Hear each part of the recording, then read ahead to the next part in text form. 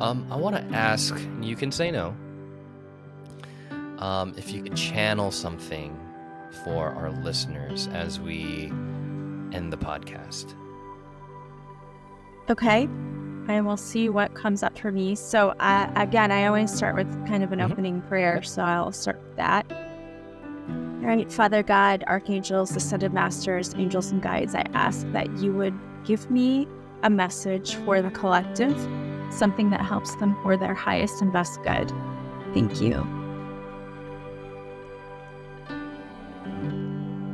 So what I just got was, we want you to...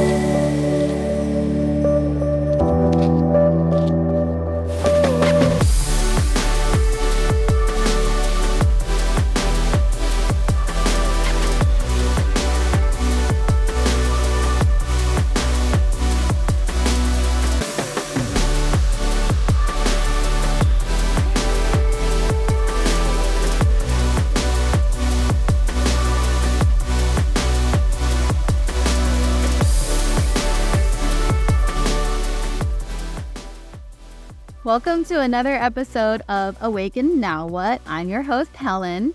And I'm your host, JR. Awaken Now What is a podcast that illuminates your spiritual awakening and ascension.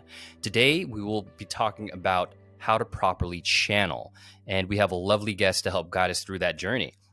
She is a healer, channeler, spiritual teacher, and intuitive.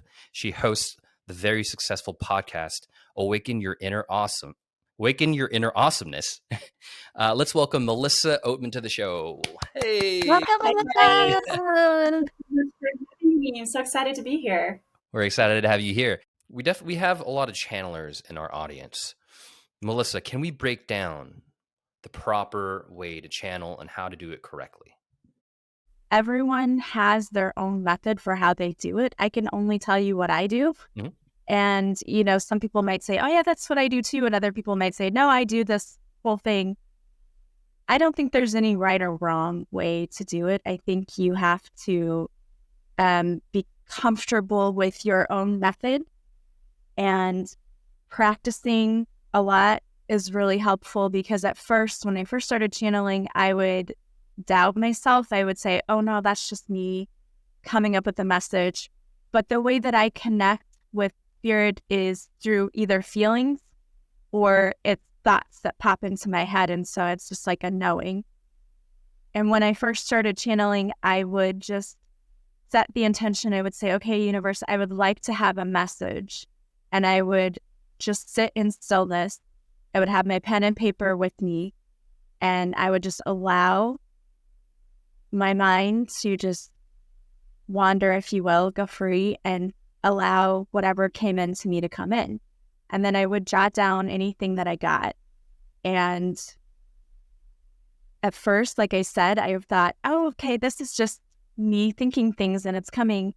But I realized when I started working with clients that it wasn't, because I would start giving them information that there's no way I could know. Not things like your mother's name was so-and-so, because you can look that up.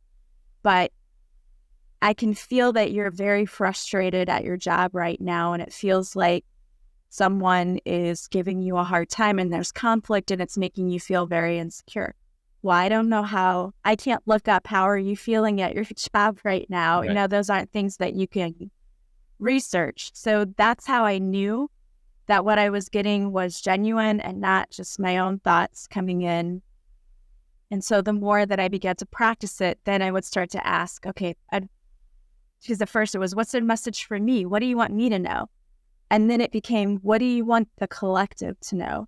What message can I give to the collective? And I honestly felt like I channeled my first book, because it just came so, like, I wrote it so quickly. And I feel like if it were just me sitting down to write it, it would have taken a lot longer to write it. And the words were just flowing. So I feel like I did use that channeling ability to help me in the writing process. And so that's at least the way that I connect. Yeah, to piggyback off your idea, I just had this idea last night. A lot of musicians, singer-songwriters, actors even are channeling, and some aren't even aware that they're doing it, but they're channeling some sort of other energy to have this flow of information go through them, right? Whether it be through a great song or a great performance in a movie. We're all channeling. I think in one of your podcasts, you said that, like, we're all channels, and we have to know how to properly tap into that. Yeah. I mean, if you think about it, think of a time when a brilliant idea popped into your head and you thought, how did I come up with that?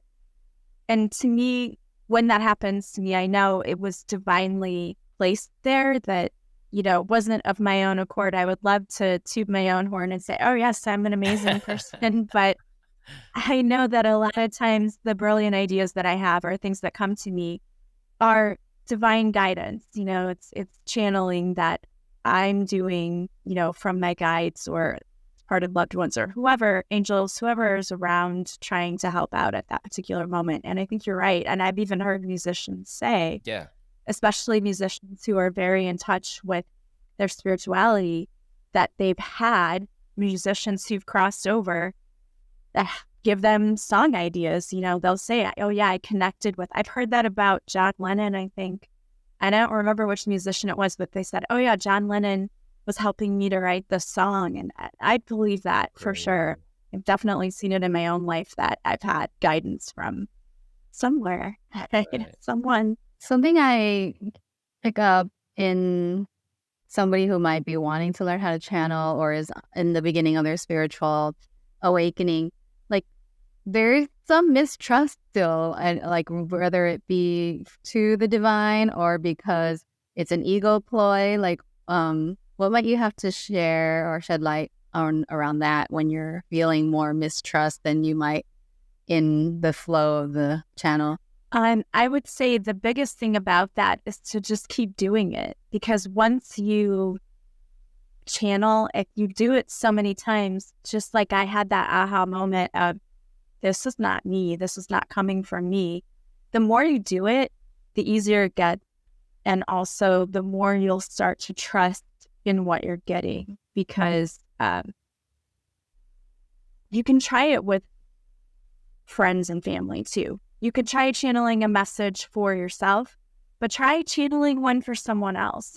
Ask your friend, like, hey, do you mind if I ask the universe for a message for you? You want to make sure you have their permission. And then ask, okay, what is a message that I need to give my friend that will only make sense to my friend, but will help my friend for her highest good or his highest good? And then see what comes to you. And then tell your friend the message and see the response that your friend gets, because that's the validation for me, is when I work with people and they say, how did you know that? Or I really needed to hear that. How did you know I needed to hear that? That's awesome. Fun. Yeah, let's try it. Right, yeah. Yeah. I'll give you a call after this recording. Are there any proper protection shielding techniques that one must do before even trying to channel? I know that there are, I've come across in my spiritual research that there have been kind of people who have hijacked the channel, false light teachings and that sort of, area. Should the listeners be cautious, and what protection shielding techniques should they implement in their own channeling practices? Well, I say the first thing is, don't even put that fear out there that could happen to you, because I think, a lot of times when we have that fear, we're attracting the darker things to us. So number one, don't be afraid. And number two, I always start with an opening prayer, and I call in only the highest and best messages and from the highest and best beings. So, and that was the one thing I guess I didn't start with, is I start with an opening prayer, and I set the intention and I ask for what I'm hoping to receive, which would be a message for the collective or a message for my friend or a message for myself. And I ask that the message help me for my highest and best good, and that it come from only divine beings who are of their highest and best good. And I think in that way, you are protecting yourself, because if you're setting the intention that only pure light beings are coming in, then you're not going to have like these negative energies coming in. And is there a specific way that you close? I just say thank you. Thank you for the message. Always with gratitude, because I think gratitude is everything. And I think that the universe really appreciates the gratitude after each session. So that's awesome. I remember, I think this was in your episode Channeling for Dummies. I think that's what it was. You said that if you were able to see spirits or entities, that it still kind of freaks you out, right? It's still kind of like there's still a little bit of fear in that area, and me too. Like when I first jumped into the world of spirituality, I was freaked the fuck out. I think when I first woke up, a year after I woke up, I was able to let my guides and angel team control my hands. So I would go into a meditative state, and I'd leave my hand out there, like on the desk or beside the bed, and with the intent for them to use it. And I would, I don't do it anymore because at the time I didn't really properly know how to do it, so I don't know. It freaked me out. But when I was doing it, they would take over my hand and it would move like this, because I mean, spirits are they don't really know what it's like to be in a body. And so they're just trying to gain control and gain feeling of what the hand was. And so I just kept moving it like that. And then I would ask them questions, and then it would respond with like a finger tap or something like that, or just like a hand on the face, just kind of like caressing my face. You also mentioned in one of your episodes that there are different types of channeling, and the channeling that where the spirit actually takes over the body and actually can project its own voice. Do you have experience with that? I don't personally have experience with that myself in doing that, but I have had 2 different guests on who have done it live on my show. And one I just had the other day, it was Angie Hipple, and she channels Judah, who is the collective of angels who are here to teach us how to let go of our limiting beliefs and learn how to, love ourselves completely. And so she went into channeling. And the unfortunate part for me, I know you guys use your video for the podcast, and I don't, except for on my Patreon page. People join there, then they can see the videos of the interviews that I do. And I wish my entire audience could have seen this interview, because she completely transformed. Whoa. Her face changed, her voice changed, even her movement changed when she was channeling. And I had the same similar situation with another channeler, and I am trying to remember. His first name was David, and I'm not going to be able to remember his last name off the top of my head, but he's also a channeler, and he channeled some messages on my podcast for us as well. And same thing, his face changed, his voice changed. So I do believe that, that is a thing, and it is very real. And I've seen James Van Praagh do that as well. He channels, I think, one of his guides. So I think it's very interesting. I think it is possible. I have never done it myself. I think I'm too afraid to give up control of my body long enough to let something else control it. Same. So that's something, it would be interesting to try, but there's part of that freaks me out, right? There's a part of it that freaks me out. Yeah. Yeah. I mean, for the people that do it, I've seen great visions in front of me, and that freaked me out the first time I saw that too. I had a vision. One of my friends, her son passed away, and she was very worried about him because he wasn't in necessarily a good place in his life when he passed. And I woke up very distinctly seeing a vision of Jesus completely illuminated, like at the foot of my bed with her son. And to me, I just knew that was like, let her know he's okay. Like, he's okay. So she needs to know that.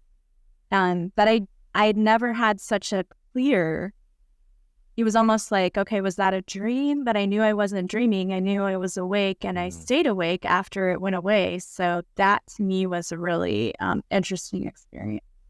Yeah, it kind of leads me to my next question. How important are dreams and dream time? They're very important. And it really, it depends. So not all dreams are visitation dreams. Not all dreams have, prophetic, meaning to them, and they're not all of them. Sometimes dreams are just your mind's way of untangling what's happening in your life right now. For example, I often had dreams of my teeth falling out. It scared me to death. And I'm like, oh, is this like, am I going to lose my teeth? And doing a little research, I realized it's just a symbolism for not having control over some aspect of your life. And it's good to know, though, because when you look at your dreams and you think, okay, this is why I'm having this dream, then you kind of stop having the dream because it's your body telling you need to look more into this aspect of your life. But sometimes your dreams are visitation from your loved ones. I find if you have a dream and it seems very real and you wake up going, was that a dream? Then it was probably a visitation. I had a great aunt who she fell down the stairs when she was in her early 90s. She fell down the stairs and hit her head, and she was in the hospital. She was in ICU. And then they said, oh, she's getting better. She's getting better. She's improving. And then I had a dream about her, and she came to me in my dream and said, I died, and I thought, no, you didn't. They said you were getting better. It's just such a weird dream, but it felt very real. Right. And then the next day, whenever I was going about my day, we got the message that she wasn't improving and that they were just going to send her to like a hospice facility and just allow her to pass. Wow. So that was very strange to me that, that I would have dreamt that. Normally I would just wave that off as, oh, that was just a dream. But I really think that was her way of coming through and just saying, that it was more like, I'm going to be okay, was the message that she gave, even though I died, but I'm okay. I'm here. I'm still here and I'm okay. And to me, that was the comforting thing about it anyway. Hey everyone, I hope you're loving this episode so far. Our mission at Awaken Now What is to illuminate your spiritual awakening and ascension. If you're feeling overwhelmed, confused, or frustrated with your awakening, then make sure to check out our Awaken Mastery Journey. Me and Helen have created a 16-week masterclass to guide you through your awakening so that you can uncover your gifts as a healer and teacher. For more information, click the link in the show notes. Now, let's get back to the episode. I am curious about what's the nuanced difference between mediumship and channeling? That's a good question. So in channeling, you are allowing, I think, the entity to send messages directly through you. And in mediumship, and it again, it depends on how you connect, because there are some people who see spirit. They actually see the images of your loved one, or they just get images that pop into your head. And sometimes they use those as symbols. You'll hear mediums say, well, a red rose is my symbol for love, or it's my symbol for marriage. So sometimes people who are more visual will have images that then pop into their head, and then they can kind of connect the dots and create a story from the images that they're receiving. Some people hear their departed loved ones. They hear, and I have had this happen to me where I was getting ready to fall asleep, and this is where things seem to happen the most, because I think we're the most relaxed and not totally in our head. Right, the theta frequency. Or more, yes, exactly. And I've heard my name being called out, and I recognized the voice, and it was I've had it happen where it's people who are still alive, and I've had it happen where it's people who crossed over. And with the people who are still alive, the interesting thing was I would say, did did you call my name or did you say my name last night? And the person laughed and said, well, I was praying for you. Oh, Like, okay, well, that's so weird because I heard my name distinctly and I heard your voice say it. So I think that's really interesting. And I think the difference is in channeling, you're allowing something to take over either your thoughts or, if you allow them to come in and completely take over your body and use you. Whereas in mediumship, you're connecting to spirit, but they're not necessarily in you and using you. You're just connecting to their essence, whether it is, sometimes we get smells, like I will smell cigarette smoke and I know that's my grandpa, or you may have, like I said, images, you may just feel their presence. Some people really feel energy, and so that hairs on their arms stand up, or they feel the back of their neck, or maybe you feel something brushing your cheek, or you feel something touching the back of your head. That's how some people connect. Everyone is different. I think we all have abilities. It's about working with them and practicing and really learning how to use them. Some are stronger than others. I think we all have every ability, but I just don't think that we tap into them and use them, and that takes practice. Like anything, it's like a muscle and you have to continue working it and using it. And most of us don't. And most of us will take whatever we're dominant in and run with that. Just like a normal human thing, right? If you're good at playing baseball, you don't usually go try to play football and bat. You usually stick with the thing you're good at it. You just keep practicing that. And I think we do that same thing when we are using our psychic abilities. Right. We channel our guides, right? Our angel team, our spirit guides, and other angelic beings or entities. Are we able to channel, say, our future selves or our future selves on another alternate timeline? That's a good question. And I know people who do that. I know I was in a group meditation session one time. We were doing a guided meditation, and the leader of the group guided us to see ourselves in a different timeline, and it was a future timeline. It's the same thing really as doing a past life meditation if you think about it. Right. But instead of going backward, you're going forward. So yes, I do believe it is definitely possible. Yeah, we interviewed a past life regression therapist, and we were talking about past lives the whole time, and then future life regression came up, and he said that it is possible. It is possible to access information, access and intuit this energy of these future yous, these future selves, in not only the future timeline, but parallel, alternate, infinite timelines. Which, I mean, when you have access to that, it's so much access to information to help you live your current life in this timeline. It's just insane. It's insane. It's crazy shit. It's crazy shit. Yeah, it definitely is. But if you think about things like the Akashic Record, there are people who go in and read those, and you see all of your lifetimes. So you could go in and look at the future in your Akashic Record. So why couldn't you, if it's forbidden for you to access that, you wouldn't be able to do it using the Akashic Records either. So I think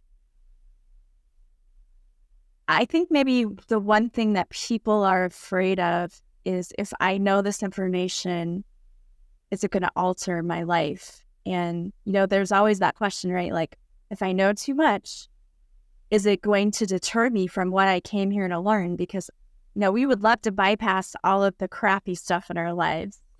But unfortunately, we actually signed up to come here and do that and experience it so that we could use it to elevate our soul's growth. And I don't think you have the ability really to do that. I think we have a little bit of free will, but I believe that our paths really, once we get here, are set.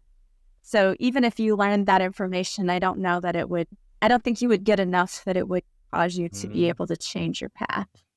But that's just my belief. Interesting. That's a fun kind of exploration to really understand free will. Yes, definitely. Because I come across people all the time who, I've had a lot of suffering in my own life. I get it. I understand it. But they'll say, why in the world would I have chosen that? I would not have chosen that for myself. And I understand that logic and the reasoning. But when we're souls and we're on the other side, we don't feel the heaviness of earth. We don't feel the pain that we're experiencing right now. So I like to compare it to when you took college classes and you saw that, well, I'm dating myself, but we looked in a book and saw the college guide instead of getting on the computer and doing it. But I would look through the catalog and say, that sounds fascinating. Philosophy, yes, I want to take that. Accounting, yes, I want to take that. I want to know how to count numbers. And then I got in the classes and I wanted to cry because I thought, why did I sign myself up? I voluntarily signed myself up for this and it's torture. I don't like this class at all. And I think that's what we do. I think on the other side, we say, what would elevate my soul fastest? Oh, having to deal with it. Oh, if I have to deal with this, that's going to help me grow faster. And I think that's what I do. I think we just pick all of these scenarios and we have to experience a multitude of things anyway. I think we pick them not realizing we don't know how that's going to really cause us to feel once we get here. Once we get here, it can feel very overwhelming. But I always try to remember that there's a lesson in everything that we go through. And we have a choice. We can either play the victim and lay down and say, okay, I'm not going to get back up again. I quit. I'm going to take my ball and go home because I don't like this. But then you're not learning anything and you're just miserable. Or you can take things that maybe you saw as tragedy and turn it into something beautiful and use it to help others or to help yourself.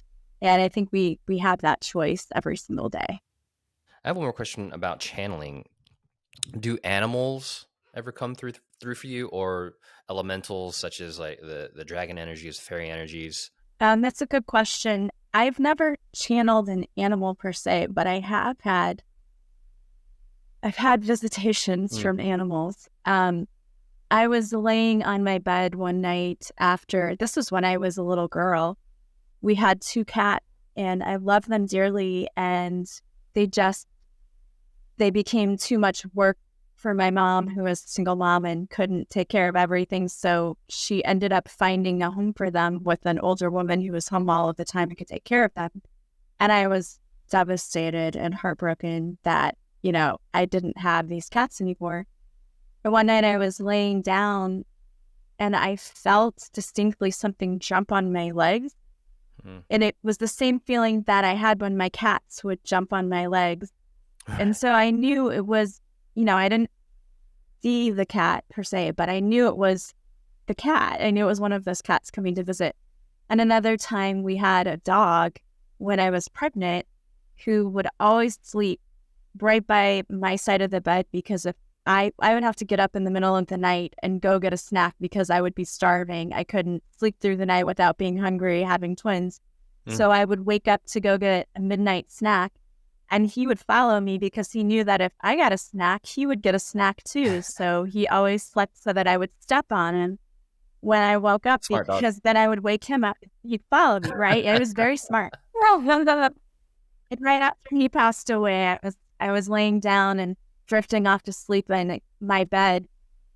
It was a hop on there, and it was exactly the same feeling that I had when he would jump on the bed when he was alive. So I knew that was also a visitation from. But I've had people on my show who do channel a pet, so they do channel it. Right. Nancy Mello, I think, was on your show. Yeah. Yes, she was. She was amazing. Yeah. Right. Oh, and there's a dog bar. Oh, there it is. They're like, hello. It's really interesting how your departed loved ones can manipulate electronics too. Right. I had a story of my great aunt also. After she did pass, one of my podcast listeners sent me a YouTube video of a song, and she said, this song, it reminded me of you, because she knew my aunt had passed. Mm-hmm. And it was a song called Look for Me, about like when you cross over, like I'll be there too. And I had my phone, sorry about that. That's all good.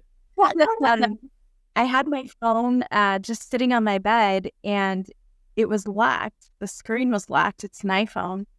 And I walked out of the room and I began to hear music.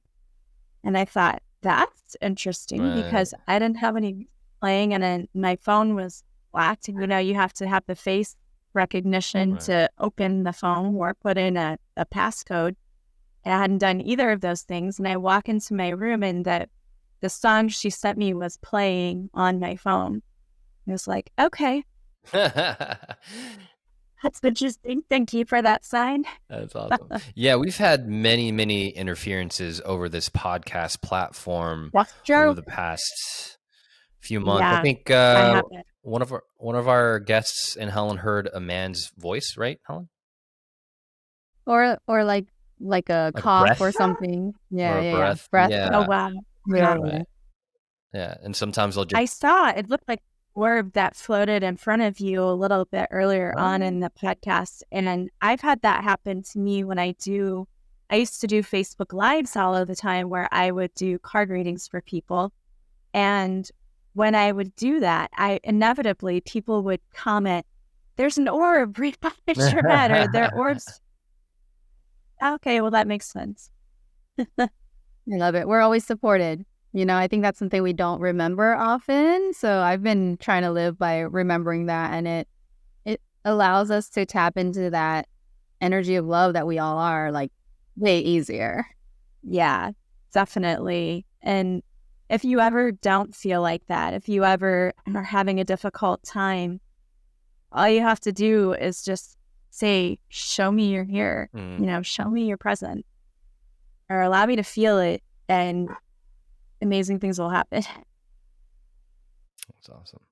I want to ask, and you can say no, if you could channel something for our listeners as we end the podcast. Okay. And we'll see what comes up for me. So again, I always start with kind of an opening prayer. So I'll start with that.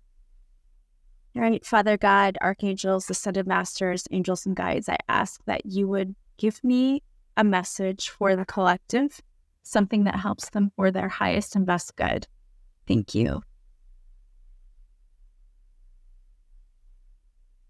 So what I just got was, we want you to not take life so seriously. Life is supposed to be joyful, and too many of you are out there sweating the small stuff, getting stressed out, and we want you to know that life should be easier. You need to be more in the flow of life instead of always trying to control everything. Allow yourself to give up that control once in a while. Allow us to move through you, to come in and move things for you.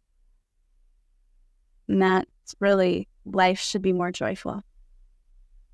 Amazing words from Melissa Oatman. So Melissa, this is the Now What section of the episode, and we'd love to hear, what are your final shares for the listeners that you would like them to walk away with? So I guess the biggest thing I would like people to walk away with is to just allow some of that fear of the unknown to just dissipate. I think we get so bogged down in, okay, what happens next? Where are we going? What do I do? What do I do? What do I do? Just relax. And it's okay to not have all of the answers all of the time. Start trusting your intuition more. Start trusting the universe more, that if it's meant for you, it will be brought to you. And I know the channel message earlier was all about being in the flow. Well, release the need to know everything, to control everything, to be everything. Just live a life of ease. Just be easier on yourself gentle with yourself. We're living through really, really tough times right now. The energies are so difficult. Just relax. Just be gentle and enjoy it. Enjoy the ride. Thank you, Melissa, for those words. And where can the listeners find you? You can find me pretty much everywhere, but I have a website, melissaopen.com, and there you can find everything. But my podcast, Awaken Your Inner Awesomeness, is available anywhere podcasts are available. And my book, Beautifully Broken, is on Amazon, Barnes & Noble, and Goodreads. But that website, it gives you all of the links to my social media. I'm on Facebook, Instagram, TikTok, Twitter, pretty much everywhere, like I said. I'll make sure to put all that info in the show notes. Thank you, Melissa. That was so fun. Thank you so much for having me. Thank you. If you like this episode, please subscribe. I'm your host, JR. And I'm your host, Helen. Join us over on Discord so that we can talk more things about channeling. Till next time, everyone. Next time. See ya.